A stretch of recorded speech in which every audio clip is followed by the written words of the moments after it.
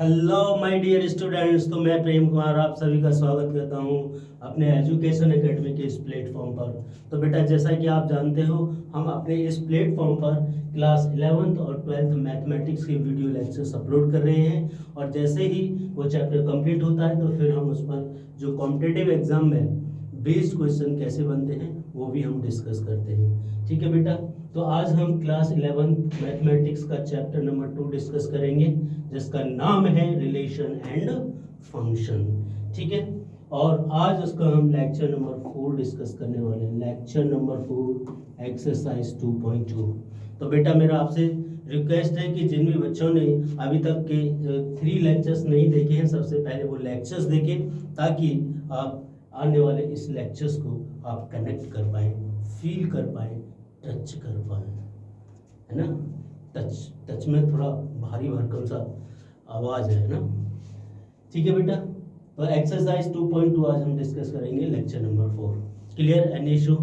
सभी बच्चे ज्वाइन कर लीजिए जल्दी से और फिर स्टार्ट करते हैं। आ गए बच्चे हो? यस सर, आ गए हैं। अच्छा, आप आ गए, हम तो आपको कहाँ कहाँ ढूंढ रहे थे। चलिए चलिए बेटा, यस सर, आ गए बेटा, आ गए। ठीक है बेटा, गुड। स्टार्ट करते हैं। चलिए, ठीक है। और आपके कोई भी कमेंट हो, कोई भी सजेशन हो, फीडबैक हो तो बेटा देते रहिएगा, है ना, ताकि हम अपने आप को भी इम्प्रूव कर पाए। क्लियर? ठीक है बेटा, चलिए स्टार्ट करते हैं आज का लेक्चर। तो देखिए, हम लेक्चर 3 में एक्सरसाइज 2.2 के क्वेश्चन नंबर 3 तक डिस्कस कर चुके हैं, और आज क्वेश्चन 4 से शुरुआत करने वाले हैं हम। Question number 4। क्लियर? क्या है बेटा question number 4? The given figure shows the relation between the set P and Q। दो सेट है हमारे पास, एक सेट P है, इस सेट का नाम है P, इस सेट का नाम है Q। Clear? Right the relation in the set builder form.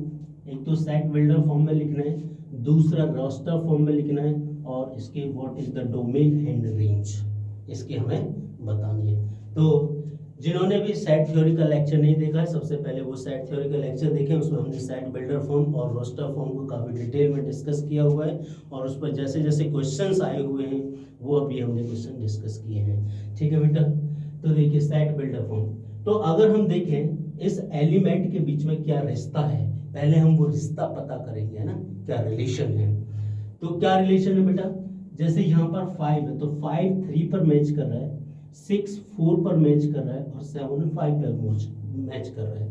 ठीक है बेटा, तो आप देख रहे हैं, अगर मैं 5 - 2 कर दूं, क्या कर दूं? 5 - 2, तो क्या मिलेगा मुझे? 3। ओके, 6 - 2 कर दूं तो क्या मिलेगा? 4, यहाँ से 3 मिलेगा। और अगर मैं 7 - 2 कर दूं तो क्या मिलेगा मुझे? 5 मिलेगा। बात समझ में आ रही है? बात समझ में आ रही है तो बोलिए हाँ। तो इसको सेट बिल्डर फॉर्म में कैसे लिखेंगे? First set builder form, set builder form. तो क्या हो जाएगा बेटा? यानी x सच दैट, कम करिए, इसको हम कुछ और नोटेशन दे देते हैं, इसको हम p इक्वल्स टू, वो ऑर्डर्ड पेयर कलेक्ट कर रहे हैं x, y such that x equals to x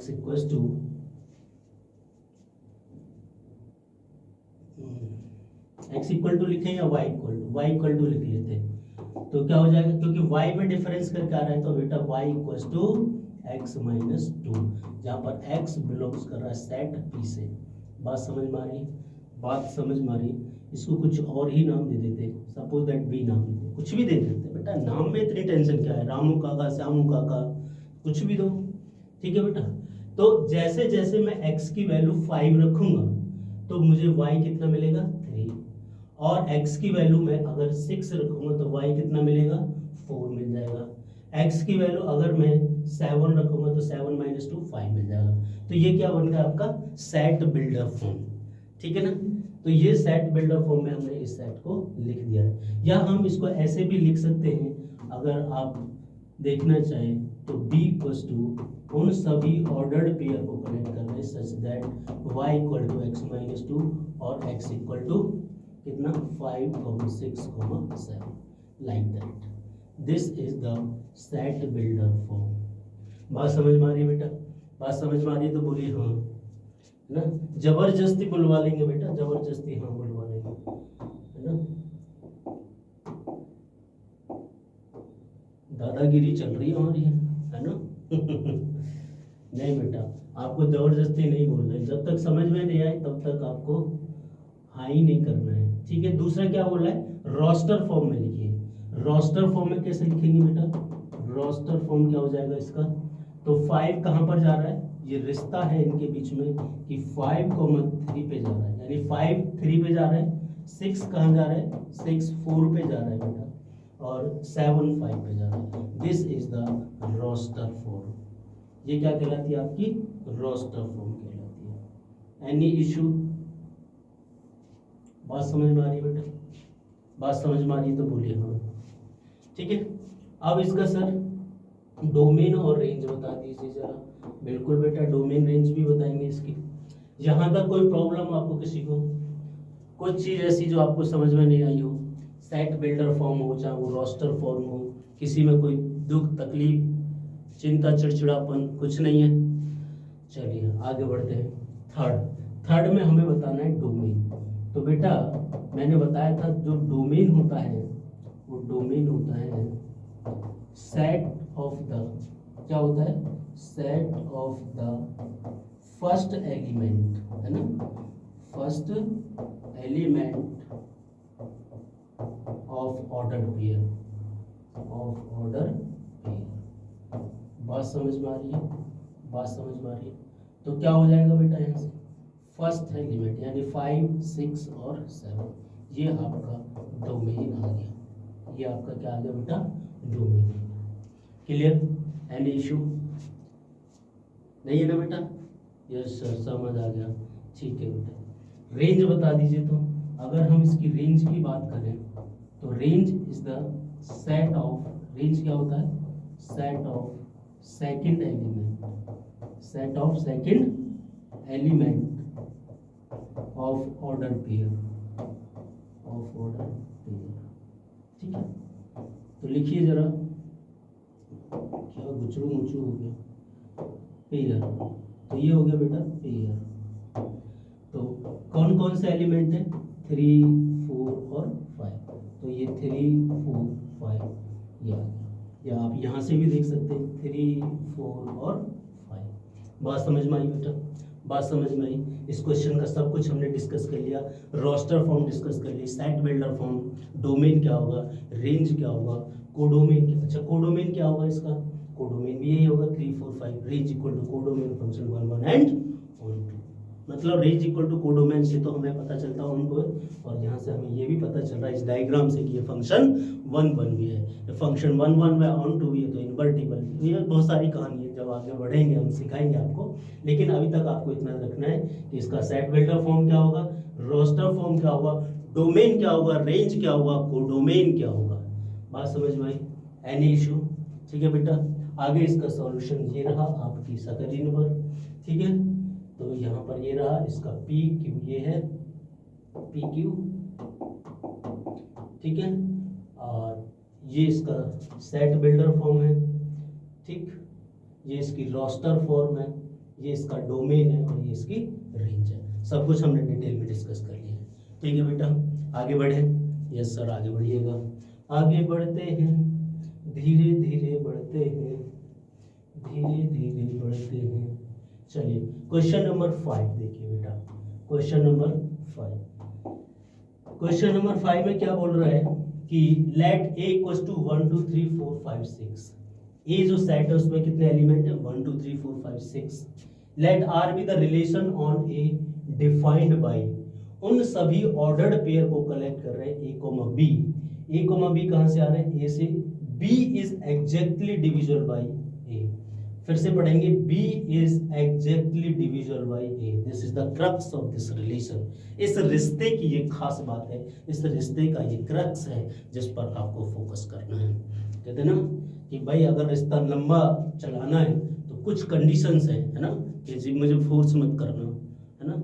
तो हम किसी को फोर्स नहीं कर सकते, तो उसकी एक स्टार मार्क कंडीशन होती है। ऐसे इनकी ये स्टार मार्क कंडीशन है कि जो बी है वो एग्जैक्टली डिविजिबल बाई ए है। Right R in roster form, roster form में लिखना है आर को रोस्टर फॉर्म में लिखना है बेटा, और उसका डोमेन फाइंड आउट करना है और फिर उसका रेंज फाइंड आउट करना है।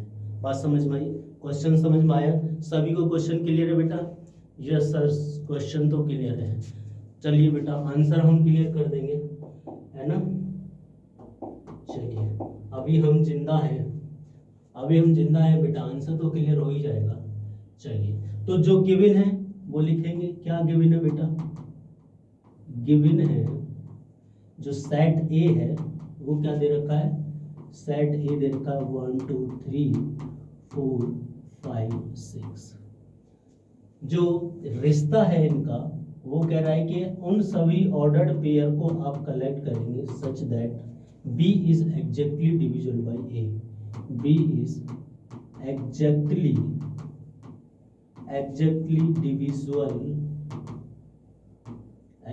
Divisible by A. बात समझ में आ रही है? बात समझ में आ रही है? Yes sir. तो देखिए जरा देखते हैं। तो पहला ऑर्डर पेयर हम 1 के साथ देख लेते हैं।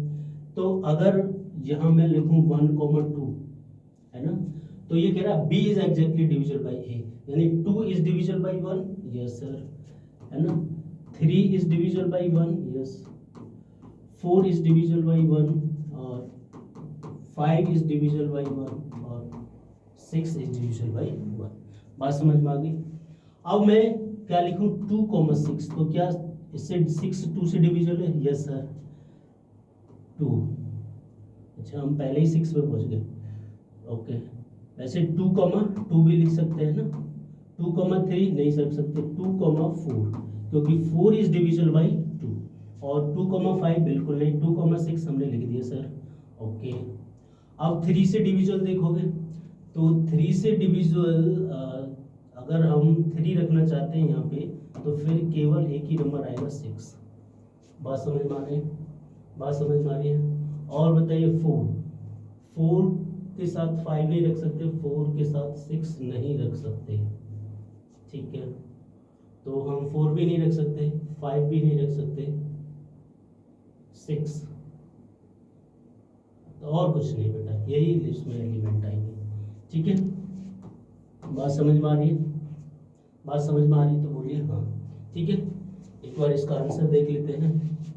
तो ये है इसमें एलिमेंट 1 2 3 4 5 6 7 8 9 10 11 12। तो देखिए हमारे कितने 1 2 3 4 5 6 7 8 9। ओहो, कुछ तो गड़बड़ है।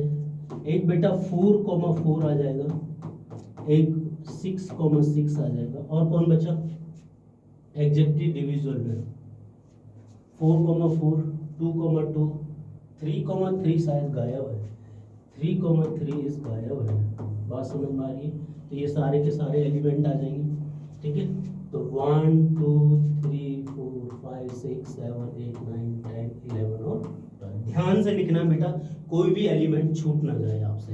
बात समझ में आ रही है? तो ये समझ में आया 4 4 6 6। तो B is exactly divisible by A हमें रखना है। ओके सर, डोमेन क्या होगा? अब तो इसको कोरिया की छोरी भी कर देगी, है ना, कर देगी ना कोरिया की छोरी। सर डोमेन जो होता है वो होता है set of first element of order pair, first element of order pair. बात समझ में आ रही है? Order pair 2 2 3 3 4 4। क्या 5 5 भी आना चाहिए? यस, 5 5 भी आना चाहिए। अति सुंदर बेटा, 5 5 6 6 आ गया, ठीक है। 14 एलिमेंट आई थिंक 1 2 3 4 5 6 7 8 9 10 11 12 13 इसमें होने चाहिए। चेकिंग 1 2 3 4 5 6 7 8 9 10 11 और 12। इनका 5 5 गायब है। जब 5 तो सेट में ही नहीं है ना बेटा। ओहो, सेट को भी तो देख लो, सेट में 5 है, नहीं है तो ये नहीं आएगा, ठीक है। सेट में 5 नहीं है, नहीं है तो नहीं आएगा। बात समझ में आ रही है बेटा? चलिए, अच्छा है ये ऐसा एलिमेंट है, इसका मतलब आप ध्यान दे रहे हैं हमारी बातों पर, हमें प्रसन्नता हुई, ठीक है। इस बहाने आपका टेस्ट भी हो गया। एनीवे, तो बेटा फर्स्ट एलिमेंट में कौन आ रहा है? एक तो 1 आ रहा है, 2 आ रहा है, 3 आ रहा है, 4 आ रहा है और 6 आ रहा है। ये आपका डोमेन निकल के आ गया। बात समझ में आ रही है? रेंज, रेंज बताइए बेटा, रेंज बताइए। Set of second element of the order pair, set of second element, second element of order pair, order pair, ठीक है बेटा। तो रेंज में यहाँ लिखे देता हूँ, रेंज में कौन कौन आ जाएगा? 2 आ जाएगा बेटा, 3 आ जाएगा, 4 आ जाएगा, 5 आ जाएगा, 6 आ जाएगा। 6 2 4 6 4 6 6, यही है 2 3 4 2 3 4। अरे ये 5 कहाँ से आ गया भाई? हाँ 5 तो है ना इसमें। नो नो नो नो, कुछ तो प्रॉब्लम है। देखिए बेटा, यहाँ पर हमने जल्दबाजी में 5 लिख दिया है ना, बल्कि सेट में वहाँ 5 नहीं है, तो ये वाला एलिमेंट भी इसमें नहीं आएगा। बात समझ में आ रही?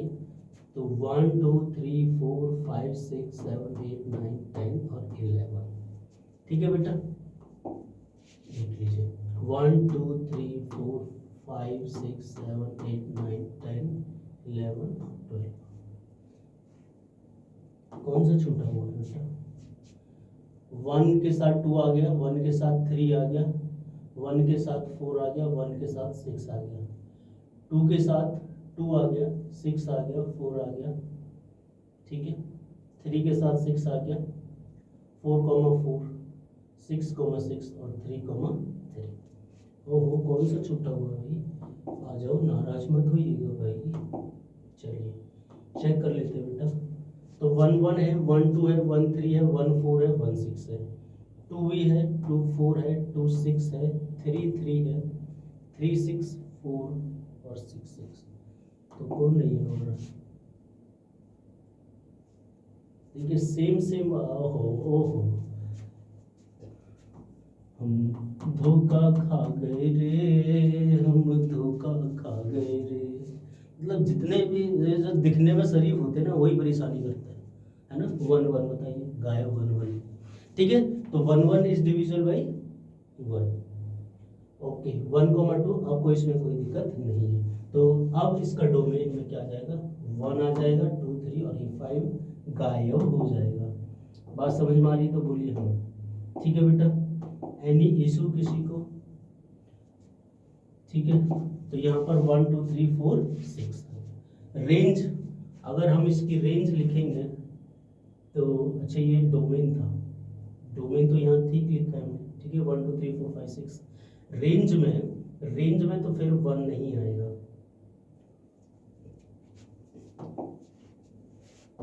रेंज में हमारा 1 नहीं आने वाला है, ठीक है बेटा। फिर से लिख देते हैं इसको, क्या है? आए हाय, तो रेंज में कौन? Second element. तो 2 आ गया, यस, 3 आ गया, 4 आ गया, 6, बस ये याद है। तो इसका रेंज भी हमने डिस्कस कर लिया, इसका डोमेन हमने डिस्कस कर लिया। इसके क्रक्स पे ध्यान देना है कि B is exactly divisible by A, एक भी एलिमेंट छूट नहीं जाना चाहिए, ठीक है बेटा। आगे बढ़े तो ये रहा 2 3 4 6, रेंज में 1, रेंज में 1 भी आएगा, हाँ ये तो रहा 1, ठीक है, तो ये भी आ जाएगा। चलिए आगे बढ़े बेटा। Any issue? किसी को कोई दुख तकलीफ नहीं है ना? चलिए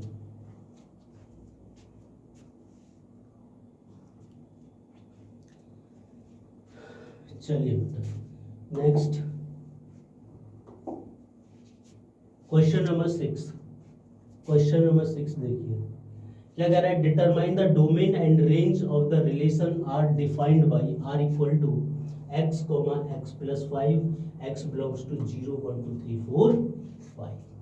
इनका ये रिश्ता क्या कहलाता है, ये रिश्ता क्या कहलाता है वो देखते हैं। जरा जरा सा प्यार कर लो तुम। रिश्ता, ये रिश्ता है R इक्वल टू उन सभी ऑर्डर्ड पेयर को कलेक्ट कर रहे हैं x और x प्लस 5। बात समझ में आ रही है बेटा? सच दैट x जो बिलोंग्स कर रहे हैं वो 0 1 2 3 4 और 5। बात समझ में आई? बात समझ में आई तो बोलिए हाँ। अब देखिए इसके एलिमेंट लिख देते हैं। इस रिश्ते में, इस रिश्ते को कौन कौन निभा रहे हैं वो हम लिखेंगे। तो इस रिश्ते को निभा रहे हैं, x की वैल्यू 0 रखिए तो y की वैल्यू 5 आ जाएगी, x की वैल्यू 1 रखिए तो y की वैल्यू 6 आ जाएगी, x की वैल्यू 2 रखिए तो y की वैल्यू 7 आ जाएगी, x की वैल्यू 3 रखिए तो y की वैल्यू 8, x की वैल्यू 4 रखिए तो y की वैल्यू 9, x की वैल्यू 5 रखिए तो y की वैल्यू 10। बात समझ में आ रही है तो बोलिए हाँ। ये रिश्ता क्या कहलाता है, ये रिश्ता क्या कहलाता है? ठीक है, देख लेना बेटा, कोई छूट नहीं गया। तो 0 5 6 7 8 9 और 10। ओके, इसका क्या लिखना है फिर हमें? डोमेन। डोमेन तो सर अब हमारे लिए खिचड़ी हो गई है, खिचड़ी हो गई है डोमेन। तो डोमेन लिखना तो खिचड़ी है कि डोमेन होता है set of the first element of ordered pair, element of ordered pair. बात समझ में आ रही है? तो क्या है बेटा? 0 1 2 3 4 5, दिस इज द डोमेन। बात समझ में आ रही है? यानी जो फर्स्ट एलिमेंट है मैंने केवल उनको लिखा है। ठीक है, रेंज लिखते हैं, जरा रेंज लिखते हैं, आइए जरा हम रेंज लिखते हैं। तो रेंज क्या होती है? Set of the second element of the order pair, set of the second element of ordered pair, बात समझ में आती है नहीं? तो ये 5 आ गया, 6 आ गया, 7 आ गया, 8 आ गया, 9 10। तो ये हो गया 5 6 7 8 9 और 10। बात समझ में आ रही तो बोलिए हाँ। ठीक है बेटा, तो ये हमने इसके डोमेन और रेंज डिस्कस कर लिए। तो इस रिश्ते में, इस रिलेशन वाले चैप्टर को समझने के लिए आपको समझना है कि उस रिश्ते को कौन कौन से एलिमेंट फॉलो कर रहे हैं। बात समझ में आ रही है? इस रिलेशन को कौन कौन से एलिमेंट सेटिस्फाई करते हैं। बस बात इतनी सी है, तो देख लेते हैं। डोमेन 0 1 2 3 4 5 है और ये 5 6 7 8 9 10 है। क्या यही है? क्या यही 0 1 2 3 4 5 है? इसमें तो 7 भी आ रहा है। नहीं तो क्या देख लिया हमने? सब कुछ ठीक है बेटा, यहाँ 5 तक और यहाँ 5 6 7 8 9 10। क्लियर? एनी इशू नहीं सर? चलिए बेटा आगे बढ़ते हैं। ये रहा आंसर्स, आप आंसर चेक कर लीजिएगा। ठीक है, next question number 7। Question number 7, write the relation R equal to x comma x का cube, x is a prime number, x is prime, x क्या है बेटा? प्राइम नंबर है। ठीक बात है, कोई प्रॉब्लम नहीं। और भी कुछ है? एंड लेस देन 10, ठीक है, 10 से छोटे हैं, रोस्टर फॉर्म में लिखना है। आइए जरा इस रिश्ते की बात करते हैं कि इस रिश्ते को कौन होल्ड करना है। लेस 10 मतलब लेस देन 10। ओहो, क्या ही हो गया है भैया, आज जाके लग रहा है मुझे वो क्या कहते हैं, ऐसे करके क्या उतारते हैं, नज़र जो उतारते हैं वो करवाना पड़ेगा। लेस देन 10, ठीक है, तो इसका मतलब ये चाह रहे हैं हमसे कि x इक्वल टू 2 ले लो, 3 ले लो, 5 ले लो, 7 ले लो और बस ये ले लो और कर लेते ही रहेंगे।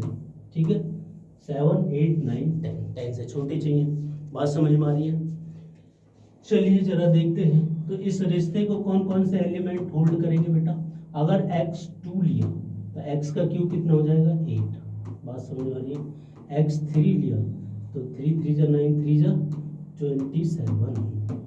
x4 लिया, 4 तो है ही नहीं, 4 तो है ही नहीं, तो अब क्या लेंगे 5 लेंगे तो 5 5 जा 25 और 25 5 जा 125। वाओ, अगर आपने 7 लिया, 7 7 जा 49 और 49 7 जा 243। वाओ, मजा आ गया। इस रिश्ते को ये लोग हैं जो निभा रहे हैं, है ना। बात समझ में आई बेटा? बात समझ में आई तो बोलिए हाँ। सर इसका डोमेन लिख लीजिए बेटा। डोमेन तो बच्चों का खेल हो गया। Set of first element of ordered pair. बात समझ में आ रही है? Ordered pair, clear. तो कौन कौन आ रहे हैं बेटा? एक तो 2 आ रहा है, 3 आ रहा है, 5 आ रहा है और 7 आ रहा है। ये आपका डोमेन हो गया। अगर रेंज की बात करें तो कौन हो गया range? Set of second element of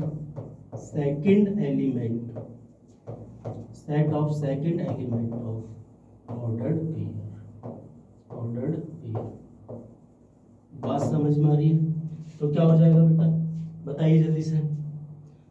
sir बच्चे लिख रहे हैं, बताना स्टार्ट कर दिया। 8 यस, 27 वेरी नाइस, 125 और 243 इज द रेंज।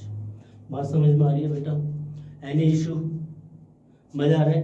दुख तकलीफ चिंता चिड़चिड़ापन है? कोई इशू नहीं है? चलिए बेटा, बहुत बढ़िया, बहुत बढ़िया।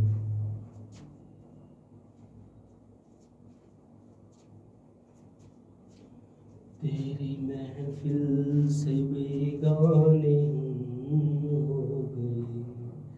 कौन बेगाने हो गए हैं? बताइए जरा। जो प्राइम नहीं है। अच्छा, क्या 1 1 आएगा बेटा? मुझे ये बताना कि 1 प्राइम नंबर होता है क्या? नहीं सर, हाँ 1 प्राइम नहीं होता है तो 1 नहीं आएगा।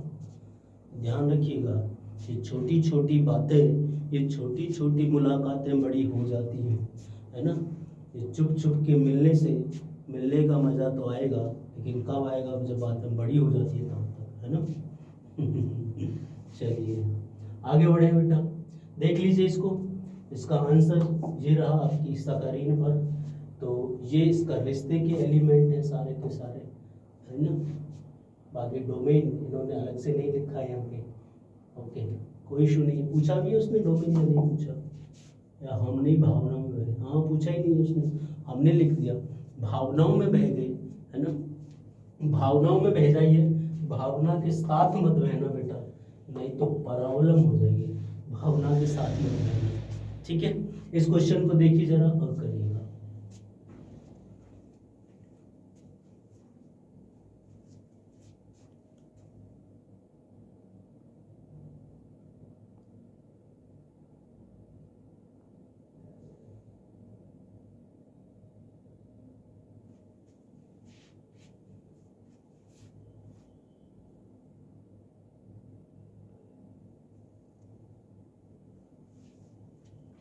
ठीक है बेटा, ठीक है, नहीं issue.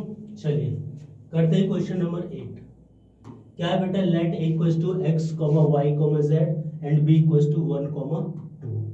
Clear. Find the number of relations from a to b।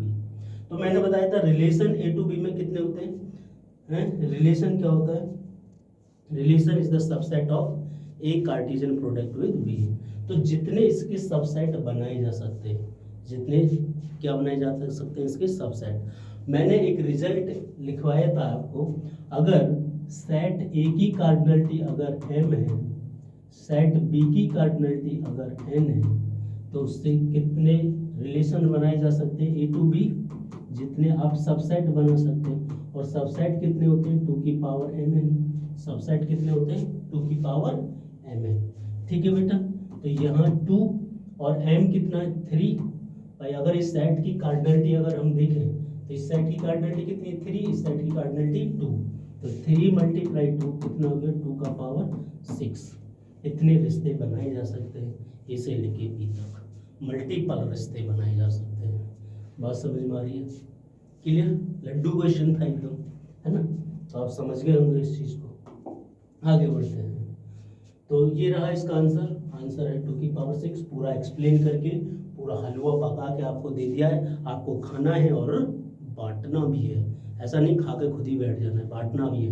बांटने का मतलब है कि अपने साथ वाले बच्चों को भी बताना है कि एजुकेशन एकेडमी के प्लेटफॉर्म पर क्लास मैथमेटिक्स के 11th और 12th के वीडियो लेक्चर्स अपलोड हो रहे हैं, प्रेम सर वहाँ पर पढ़ाते हैं। बात समझ में आ रही है? ये बांटना है, ठीक है? बांटोगे? यस सर, बिल्कुल बांटेंगे। हाँ, बांटते रहिए बेटा। चलिए, मिल बांट के खाने से प्यार बढ़ता है, मिल बांट के खाने से प्यार बढ़ता है। आई है question number 9। I think this is the last question of this exercise. Clear? Okay, question number 9 क्या है बेटा? Let R be the relation on Z, Z में defined by R equal to, उन सभी ऑर्डर्ड पेयर को collect कर रहे हैं A comma B such that A comma B integer से बिलोंग कर रहा है और ए माइनस बी भी क्या है इंटीजर है, यानी उनका जो डिफरेंस है वो क्या है इंटीजर है। Find the domain and range of R. अच्छा मुझे ये बता दीजिए बेटा, sum of two integer is again an integer और difference of two integer is again an integer. बात समझ में आ गई? बस तो इसी को ढाल बनाते हुए आगे की कहानी रचेंगे, रिश्ता बनाएंगे, और वो रिश्ता है उन सभी ऑर्डर्ड पेयर को आप कलेक्ट कर रहे हैं such that a comma b integer से आ रहा है बेटा, और ए माइनस बी भी इंटीजर से ही बिलोंग कर रहा है। ये क्या है? ए है, ठीक है? ये ए है, नहीं कन्फ्यूज आ गया। तो वी नो दैट, हम क्या जानते हैं? We know that difference of two integers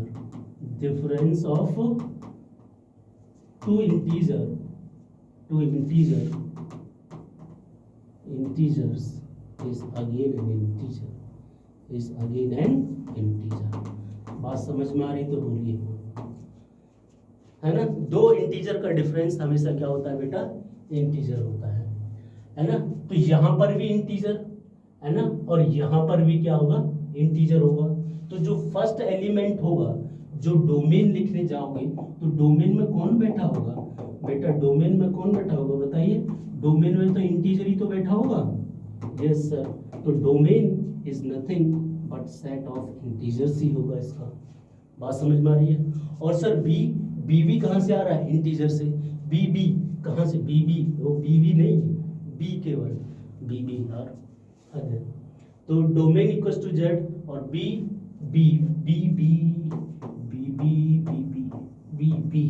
integer से आ रहा है, तो यहाँ पर भी ये इंटीजर ही रहेंगे, इन दोनों का डिफरेंस भी इंटीजर रहेगा, तो रेंज भी शानदार क्या रहेगा? इंटीजर। इसका तो डोमेन भी इंटीजर, इसका तो रेंज भी इंटीजर। बात समझ में आ रही तो बोलिए हाँ। ठीक है बेटा, मजा आया ना? समझ में आ गया? केवल एक ही कॉन्सेप्ट को फोकस करना है कि difference of two integer is again an integer. ठीक है बेटा, ये रहा इसका सॉल्यूशन आपकी स्क्रीन पर, है ना? तो इन्होंने लिखा है A comma B belongs to z, a minus b is an integer. It is known that the difference between any two integer is always an integer. तो domain of r is z, range of r is z। पकाया हलवा है, बस खाना है और बांटना है। बात समझ में आ रही है बेटा? बात समझ में आ रही है? ठीक है, तो आई होप बेटा आपने आज का लेक्चर एंजॉय किया होगा, और ये सारे क्वेश्चन जो आज हमने डिस्कस किए 4 to 9, ये सभी क्वेश्चंस हमने काफ़ी डिटेल में बड़े इत्मीनान के साथ डिस्कस किए हैं। ठीक है, तो आई होप आपको समझ में आया होगा, आपने एंजॉय किया होगा। ठीक है बेटा, अपने इस एंजॉयमेंट और उत्साह को ऐसे ही बना के रखिएगा बेटा, है ना? ठीक है, एनी इशू, मिलते हैं आपसे फिर नेक्स्ट वीडियो में, तब तक के लिए बाय बाय, नमस्कार, गॉड ब्लेस यू।